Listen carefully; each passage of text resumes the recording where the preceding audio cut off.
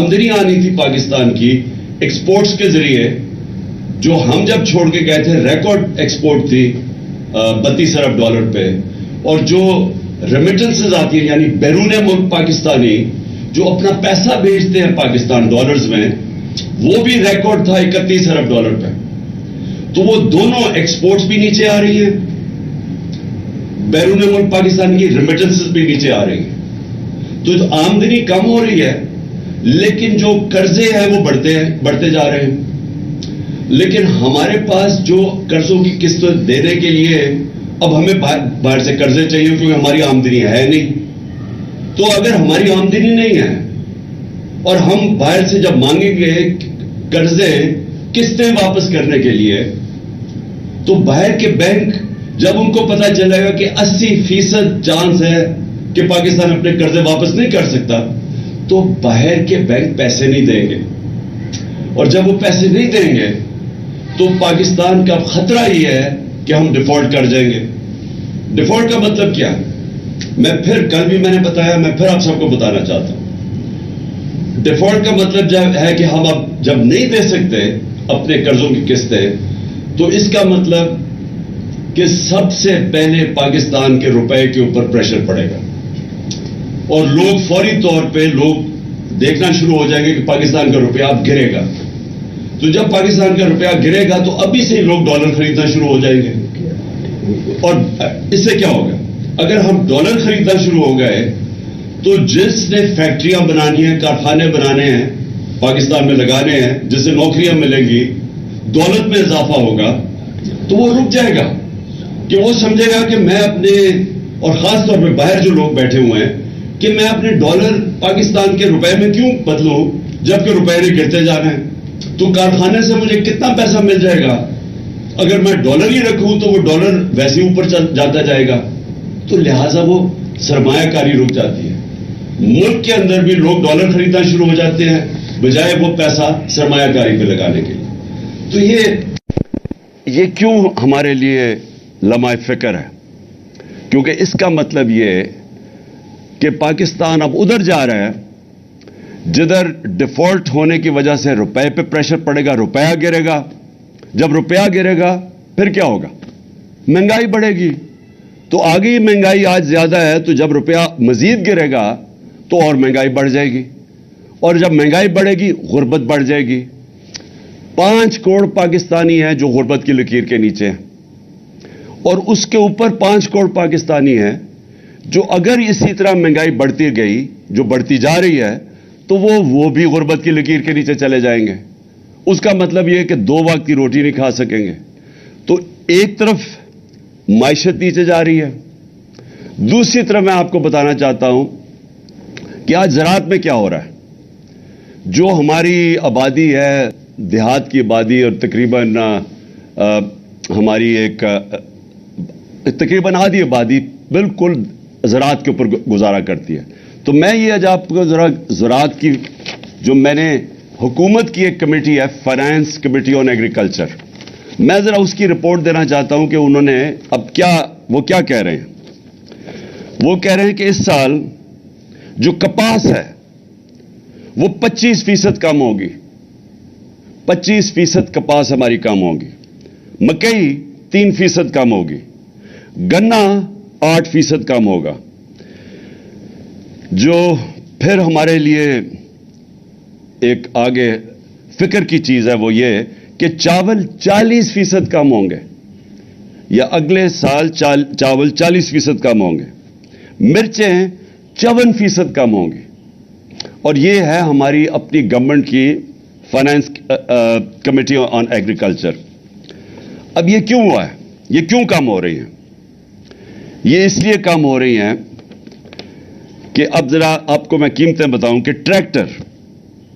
Tractor کی پچھلے 5 مہینے میں جو ٹریکٹر کی سیل ہے وہ 45% کم ہو گئی ہے. اور پھر جو ڈی اے پی ہے، ڈیپ ہے، جو کہ کھاد ہے ایک، وہ 75% کم ہو گئی ہے. یوریا کھاد 8% کم ہو گئی ہے. پوٹاش کھاد 85% کم ہو گئی ہے. ڈیزل جو لوگ کسان خرچ کرتا تھا 22% کم ہو گیا. یہ کیوں ہوا ہے؟ ان کی قیمتیں بڑھ گئی ہیں. کیونکہ جو کسان استعمال کرتا ہے جو چیزیں جس کی وجہ سے پیداوار بڑھتی ہے، یوریا، ڈیزل، کھادیں، ان ساروں کی قیمتیں بڑھ گئی ہیں. کیونکہ ان کی قیمتیں بڑھ گئی ہیں، ہمارا اس وقت زراعت کے اندر یہ جو میں نے فصلیں بتائی ہیں، یہ ساری ان کی جو پیداوار ہے وہ کم ہو گئی ہے. اور یہ زراعت کا حال ہے. دوسرا انڈسٹری، ہم جب چھوڑ کے گئے تھے تاریخی انڈسٹری آگے بڑھ رہی تھی 27%. آج وہ گر کے آ گئی ہے 7 مہینے کے بعد 1% پہ. تو جب انڈسٹری بھی نیچے آ رہی ہے، زراعت بھی نیچے آ رہا ہے، تو دولت میں تو اضافہ ہو نہیں رہا پاکستان کے، بلکہ دولت کم ہوتی جا رہی ہے. اور جب دولت کم ہوتی جائے گی تو قرضوں کی قسطیں کدھر سے واپس کرنی ہے؟ اب یہ سوچنا ایک گھر ہے، گھر کے اوپر قرضے چڑھے ہوئے ہیں. گھر وہ قرضے کیسے اتارے گا؟ آمدنی بڑھا کے اتارے گا. جب وہ گھر کے سارے لوگ مل کے اپنی آمدنی کے اندر اضافہ کریں گے تو وہ اضافی آمدنی کے ذریعے وہ قرضوں کی قسطیں واپس کریں گے. تو اگر گھر کی آمدنی کم ہو جائے وہ کیسے قرضے واپس کرے گا؟ اور جب وہ قرضے واپس نہیں کرے گا، دنیا قرضے نہیں دے گی. دنیا قرضے نہیں دے گی تو ہمارا سب سے بڑا جو پھر سے میں کہہ رہا ہوں خطرہ ہے، روپے پہ پریشر پڑے گا. روپیہ کمزور ہوگا، جو ہوا ہے ان کے دور میں روپیہ تاریخی گرا ہے. تو روپیہ جب گرتا ہے تو ساری چیزیں مہنگی ہو جاتی ہیں. تیل، ڈیزل، بجلی، یہ سب جب روپیہ نیچے جائے گا یہ مہنگے ہو جائیں گے. اور یہ مہنگائی جتنی بڑھتی جائے گی غربت بڑھتی جائے گی. تو پہلے زراعت کا میں نے آپ کو بتایا، میں نے انڈسٹری کا بتایا آپ کو کہ وہ نیچے آ گئی ہے. اس کا مطلب بے روزگاری بھی بڑھ رہی ہے، مہنگائی بھی بڑھ رہی ہے. 50 سال میں سب سے زیادہ مہنگائی ہوئی ہے. اب عموماً تو حکومت کو فکر کرنی چاہیے. حکومت کی تو سب سے زیادہ زور لگنا چاہیے کہ یہ جو معاشی بحران آ رہا ہے، یہ جو آگے تباہی آ رہی ہے، حکومت کو تو سارا وقت اس کے اوپر زور دینا چاہیے. لیکن حکومت کیا کر رہی ہے؟ حکومت سب سے پہلے یہ کوشش کر رہی ہے کہ ان کی جو کرپشن کے کیس ہے وہ ختم کیسے ہوں. یہ کبھی کسی ملک کے اندر ایسے نہیں ہوا کہ 1100 ارب روپے کے کرپشن کے کیس ہیں جو نیب میں پڑے ہوئے تھے. 1100 ارب روپے کے. اور انہوں نے اسمبلی میں بیٹھ کے قانون پاس کیا ہے جس سے ان میں ہر کسی کے جو بڑے بڑے ڈاکو ہیں ان کے کرپشن کیس ختم ہو رہے ہیں. اب تو سب سے بڑا ان کا کارنامہ یہ ہے کہ جب سے یہ آئے ہیں انہوں نے قانون بنایا ہے، اپنے آپ کو NRO دے دیا ہے. ان کے کرپشن کے کیسز ختم ہوتے جا رہے ہیں. قوم کو 1100 ارب روپے کا نقصان ہو رہا ہے. انہوں نے وہ جی عمران ہر کوئی شوشہ چھوڑتے ہیں، وہ صرف وہ ہوتا ہے کہ ایک ان کی جو چینل ہے جیو، اس کے ساتھ مل کے پروپیگنڈا کرتے ہیں کہ جی وہ گھڑی ہے. وہ گھڑی کے اوپر تو میں یہ کہہ دوں کہ میں ان کو امریکہ میں بھی اب کیس کر رہا ہوں، برطانیہ میں بھی کر رہا ہوں، دبئی میں بھی کر رہا ہوں. اور میں وہ اس لیے کر رہا ہوں کہ وہاں تیزی سے کیسز ہوں گے. اور انشاءاللہ یہ میں ان کو ایکسپوز کروں گا کہ یہ جو اب آزادی صحافت کے نام پہ یہ جو میڈیا ہاؤسز بنے ہوئے ہیں، ان کی یہ ایجنڈوں پہ کام کرتے ہیں. یہ وہ لوگوں کے ساتھ مل کے بلیک میل کرتے ہیں. اور یہ انشاءاللہ مجھے انہوں نے ایسا موقع دیا ہے کہ میں اب باہر کی عدالتوں کے اندر ان کو ایکسپوز کروں گا جو انہوں نے یہ فراڈ کے ساتھ میرے اوپر یہ جو الزامات لگائے ہیں. لیکن کہاں یہ چند کروڑ کی بات جو اٹھا دی اتنی، اور کہاں 1100 ارب روپے کے کیسز معاف ہو رہے ہیں ان کے. اور شہباز شریف کے اور بیٹوں کے اوپر 16 ارب روپے کا وہ کیس ہے جو کہ FIA کے اندر وہ 4 گواہ مر چکے ہیں، ایک انویسٹیگیٹر مر چکا ہے. اس کے اوپر کوئی بات نہیں ہو رہی. اس کے کیس وہ آرام سے اپنے اوپر FIA کا اپنا آدمی بٹھا کے وہ کیس ختم. نیب کا اپنا آدمی بٹھا کے 8 ارب روپے کے نیب کے کیس تھے جو TT کیس تھے، جو جعلی نام پہ انہوں نے پیسہ منگوایا تھا پاکستان. وہ اپنا آدمی بیٹھ کے اب وہ کیس ختم ہوگا. زرداری کے کیس وہ ختم ہوں گے. اومنی گروپ جس نے 9 ارب روپے کی پلی بارگن کی تھی، مطلب یہ کہ انہوں نے اومنی گروپ جو زرداری کے ساتھ ہے انہوں نے کہا کہ ہاں ہم نے کرپشن کیا ہے اور 9 ارب روپے ہم واپس کرتے ہیں.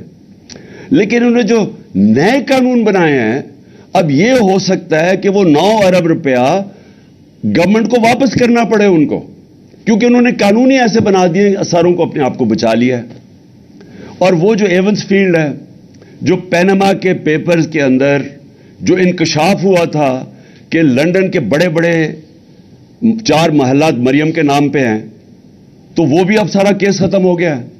और वो जो हसन शरीफ है, जो 10 अरब रुपए की प्रॉपर्टी लंदन में 1 हाइड पार्क में है, उसके ऊपर भी अब कोई नहीं पूछेगा। और ये इनका असल में आने का मकसद था, अपने केस खत्म करने के लिए। और दूसरी चीज कि ये फिर बलून छोड़ते हैं कि जी देखिए उसके तोशा खाना हो गया और फॉरेन फंडिंग हो गई और मीडिया इनके साथ मिलकर उसको उठाता है। इनका मीडिया कभी ये बात नहीं करेगा, ये जो मैं कह रहा हूं कि इस मुल्क की तारीख का सबसे बड़ा डाका पड़ रहा है। 1100 अरब रुपए के अपने केस माफ करवा रहे हैं, और इसीलिए ये आए थे। मुल्क का दिवालिया निकाल दिया है। 5% थी पाकिस्तान की डिफॉल्ट की रिस्क, यानी जब हम थे मार्च के अंदर, ये जो नो कॉन्फिडेंस से पहले, तो पाकिस्तान अपने कर्जों पर कितना डिफॉल्ट करता है, वो 5% थी।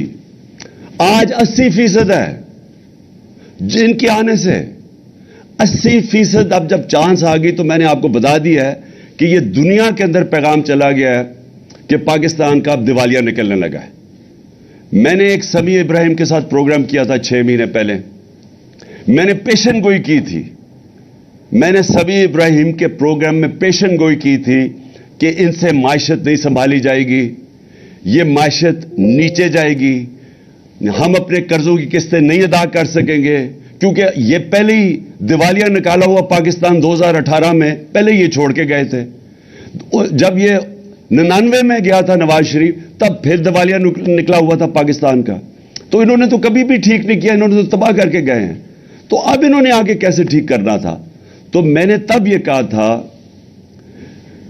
कि मुल्क उधर पहुंच जाएगा जिधर हम डिफॉल्ट की तरफ निकल जाएंगे। और उसके बाद मैंने एक और चीज कही थी कि जो नेशनल सिक्योरिटी है, मुल्क की सलामती है, वो दांव पे लगेगी। क्योंकि जो लोग हमें निकालेंगे इससे, डिफॉल्ट से, मैं आज आपको कह रहा हूं, क्योंकि मैं 3.5 साल इक्तदार में रह चुका हूं और मैं उनको वैसे भी जानता हूं, उन लोगों को जिनके पास हम जाएंगे हाथ फैला के कि जी अब हमें हमारी मदद करें, हमें निकालें इसमें से। मैं आज आपको कह रहा हूं, उन्होंने एक चीज डिमांड करनी है, और जब वो डिमांड करेंगे, इस मुल्क की नेशनल सिक्योरिटी के ऊपर बहुत बड़ा कॉम्प्रोमाइज होगा। इसलिए मैंने 6 महीने पहले कहा था, और जब मैंने ये कहा, इन्होंने कहा इमरान खान के ऊपर गद्दारी के केस बनना चाहिए, और आज वो हम उधर आके खड़े हो गए। मुझे एक और खौफ है। मुझे खौफ यह है कि इन्होंने मुल्क से भाग जाना है, केसेस अपने माफ करवा के मायशत से संभाली नहीं जानी, इन्होंने मुल्क से बाहर भाग जाना है। और इसलिए जो सारे काम कर रहे हैं, अपने केसेस खत्म करवाने के लिए जो कर रहे हैं, ऑपोजिशन को दीवार से लगा के हमारे ऊपर केसेस, ये जो कातियाना हमला मेरे ऊपर किया है, इनकी जिम्मेदारी है। इनकी सारी कोशिश ये है कि किसी ना किसी तरह हमें, ऑपोजिशन को किसी तरह खत्म किया जाए, अपने केसेस खत्म किए जाएं। और ये जो अब कानून बदल रहे हैं, आर्मी एक्ट बदल रहे हैं, सिर्फ इनका एक मकसद है कि किसी तरह हम आर्मी चीफ भी वो ले आएं जो हमारे एजेंडा पे खड़ा हो जाए, जो हमें तहफ़्फ़ुज़ दे, जो हमें बचाए। तो सारी कोशिश ये मुल्क के लिए नहीं है, ये सारा मकसद ये है कि हम किसी तरह, जो हमने 30 सालों में जो चोरी की, और खास तौर पे पिछले 10 साल में, हम किसी तरह इसको बचा लें। जब मैं प्राइम मिनिस्टर बना था, मैंने पहले दिन अपनी कौम से जब खिताब किया था, मैंने ये एक चीज कही थी कि इनके मफादात और पाकिस्तान के मफादात दोनों तजाद में हैं। अगर ये रह गए, ये पाकिस्तान को नुकसान पहुंचाएंगे। और अगर पाकिस्तान ने आगे बढ़ना है तो इन लोगों को कानून के नीचे लाना पड़ेगा, इनको एनआरओ नहीं देना पड़ेगा। 3.5 साल मैं कहता रहा कि मैं एनआरओ नहीं दूंगा, क्योंकि मुल्क से गद्दारी होगी। आज ये मुल्क से गद्दारी आपके सामने हो रही है, कौम के सामने। کوئی ان کو فکر نہیں ہے کہ ملک کسان تباہ ہو گیا, انڈسٹری بند ہو گئی, بے روزگاری بڑھ گئی, 50 سال میں سب سے زیادہ مہنگائی ہوگی. یہ ان کا کنسرن نہیں ہے.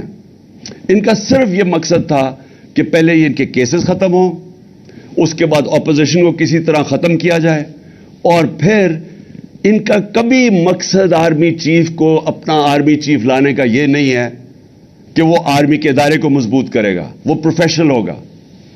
میں آرمی کے ان کے اوپر جو بھی کنٹینڈرز ہیں ان کے اوپر بات نہیں کر رہا, میں ان کی نیت کے اوپر بات کر رہا ہوں. میں ان کو 40 سال سے جانتا ہوں. انہوں نے آج تک ملک کے لیے کوئی فیصلہ نہیں کیا. ان کے سارے فیصلے ہوتے ہیں اپنی ذات کے لیے, اپنی فیکٹریوں کے لیے, اپنی چوری کے لیے, اپنے جو محلات باہر بچانے کے لیے. تو مجھے جو خطرہ ہے وہ یہ کہ یہ سارا کر کے جس طرف ملک جا رہا ہے یہ ملک سے بھاگیں گے, یہ پھر سے ملک چھوڑ کے بھاگیں گے. اور ایک ہی طریقہ ہے ملک کو اب مزید تباہی سے بچانے کا, اور وہ ہے صاف اور شفاف الیکشن. اس کے علاوہ کوئی دوسرا طریقہ نہیں ہے. اور یہ جو ہماری مارچ ہے یہ صرف یہ ہے, قوم بتانا چاہتی ہے, قوم ایک پیغام دینا چاہتی ہے. یہ جو مارچ کے ذریعے قوم یہ بتانا چاہتی ہے کہ یہ جو لوگ 30 سال سے ہمارے اوپر مسلط ہوئے اور لوٹا انہوں نے, قوم اب ان کو نہیں ایکسپٹ کرتی. قوم ان کے ساتھ متحد ہے. الیکشنز میں بار بار قوم نے بتایا کہ ہم ان کے ساتھ نہیں کھڑے. 37 الیکشنز بائی الیکشنز میں سے 29 جیتی ہے تحریک انصاف, جب ان کے ساتھ پورے اسٹیٹ مشینری بھی کھڑی تھی. ساری جماعتوں نے مل کے ایک ٹکٹ پہ الیکشن لڑا. جو اسٹیبلشمنٹ تھی وہ بھی ان کے ساتھ کھڑی تھی. اس کے باوجود یہ ہارے ہیں, کیونکہ قوم نے پیغام دیا کہ آپ جو مرضی کر لیں, ہم آپ کو کبھی تسلیم نہیں کریں گے. اور یہ جو انہوں نے آخر میں یہ جو کوشش کی جو مجھے قتل کرنے کی, اس کے پیچھے کیا ہے؟ یہ سمجھ بیٹھے ہیں کہ اب ان کو جو مرضی کر لو, آپ کیسز, ڈسکوالیفیکیشن, دہشت گردی کا کیس, یہ جو مرضی کر لیں. ان کو پتا ہے کہ یہ اب تحریک انصاف کو نہیں روک سکتے. لہذا کوشش یہ ہے کہ کسی طرح عمران خان کو راستے سے ہٹایا جائے. اور یہ جو واردات کی گئی تھی یہ ان 3 لوگوں نے کی تھی. یہ 3 لوگ اس کے اندر شامل تھے, اور میں نے تینوں کے نام دے چکا ہوں, جس میں شہباز شریف, یہ جو ہے رانا ثناء اللہ, دونوں ماڈل ٹاؤن کے اندر دونوں نے دن دہاڑے لوگوں کو قتل کروایا تھا. ابھی تک کیس پڑا ہوا ہے. اور اگر کاش کہ اس کیس کا اگر فیصلہ ہو جاتا تو یہ ان کی جرت نہ ہوتی آگے یہ کرنے کی. اور مجھے یہ بھی شک ہے کہ وہ جو 4 گواہ رمضان شوگر مل میں, یہ جو ایف آئی کے کیس میں 16 ارب کے کیس میں جو وہ گئے اور جو ڈاکٹر رضوان گیا, اس کے اوپر بھی تفتیش ہونی چاہیے کہ کیسے ان کی آتے ساتھ ہی یہ سارے ان کا کیس ہی ختم ہو گیا, کیونکہ سارے گواہی ختم ہو گئے اور وہ انویسٹیگیٹر بھی مر گیا. تو ان کی ہسٹری ہے. انہوں نے یہ جو میرے اوپر واردات کی یہ ہسٹری ہے. اور یہ جو فیصل تھا یہ بالکل ان کے ساتھ ملا ہوا تھا.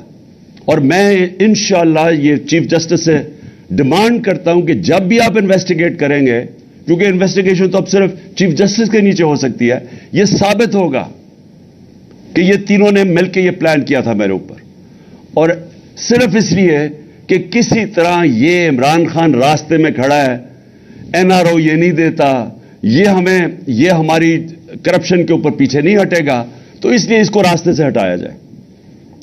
تو قوم کو آج میں یہ کہنا چاہتا ہوں کہ یہ ہے فیصلہ کل مرحلہ اس قوم کا. یہ جو ہماری مارچ ہے, یہ جو وقت ہے پاکستان میں, انگریزی میں اس کو ڈیفائننگ مومنٹ کہتے ہیں. ہماری تاریخ کے اندر یہ وہ وقت آ گیا کہ ہم اپنے ملک کا راستہ بدل سکتے ہیں. اگر قوم جب کھڑی ہو جاتی ہے, جب قوم فیصلہ کر لیتی ہے کہ ہم نا انصافی نہیں برداشت کریں گے, ہم ظلم نہیں برداشت کریں گے, وہ قوم اپنے آپ کو آزاد کر دیتی ہے. اور اللہ نے اس کو جہاد کہا ہوا ہے کہ ظلم اور نا انصافی کے اوپر اس کا حکم ہے ہمیں کہ آپ کھڑے ہوں اس کے خلاف. اس ظلم, ظالم اور ظلم خوف کے بت کے سامنے نہ جھکو, کھڑا ہو اس کے سامنے, اور تب اللہ قوموں کو آزاد کرتا ہے. کبھی بھی کبھی بھی وہ قوم جو ناانصافی کو برداشت کر لیتی ہے اور اس طرح کے چوروں کو اپنے اوپر برداشت کر سکتی ہے، کبھی اس قوم کو کوئی مستقبل نہیں ہوتا. وہ مقروض ہی رہتی ہے، وہ ہمیشہ غریب ہی رہتی ہے. وہ قوم، اس کا کبھی پرواز اوپر نہیں جاتی. اور ہمارا ملک تو بڑا ایک عظیم خواب کا نام تھا. ہمارا وہ خواب تھا جو ہم نے ایک مثالی اسلامی فلاحی ریاست بنانی تھی مدینہ کے طرز کے اوپر، اور ہم نے وہ اصولوں پہ کھڑا کرنا تھا جس کا سب سے بڑا اصول عدل اور انصاف تھا. اور ہم اسی اصول سے بہت دور چلے گئے ہیں، اور اسی وجہ سے آج ہمارا ملک ترقی نہیں کر سکا. تو اس لیے یہ جو مارچ ہے، حقیقی آزادی کی مارچ، یہ دراصل ہم اپنے آپ کو انصاف کے ذریعے آزاد کرنا چاہتے ہیں. یہ جو طاقتور ہے، جو قانون کے اوپر چلا جاتا ہے، وہ سمجھتا ہے کہ اس کے نیچے قانون ہی نہیں ہے. میں پاکستان کا ایکس پرائم منسٹر FIR نہیں درج کروا سکا کیونکہ وہ طاقتور ہیں.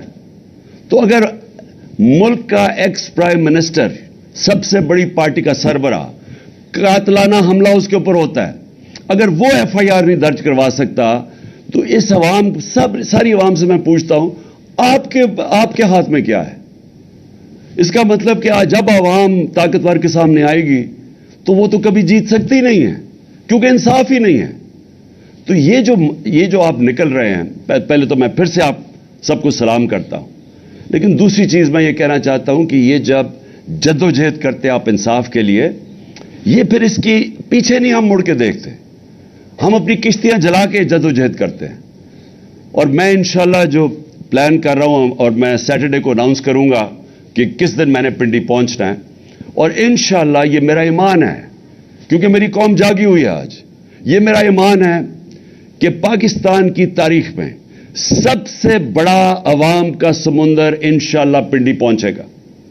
اور انشاءاللہ وہ عوام جب نکلاتی ہے، جب عوام میں شعور آ جاتا ہے، تو پھر اس عوام کو کوئی کسی قسم کا ظالم اس کے بعد اس کے اوپر ظلم نہیں کر سکتا، جب وہ عوام اپنے حقوق کے اوپر کھڑی ہو جاتی ہے. تو میں اب سب سے انشاءاللہ آج امید لگاتا ہوں کہ آپ سب نے انشاءاللہ پنڈی پہنچنا ہے جب میں آپ کو دن دوں گا، جس دن میں وہاں پہنچوں گا. پاکستان پائندہ باد.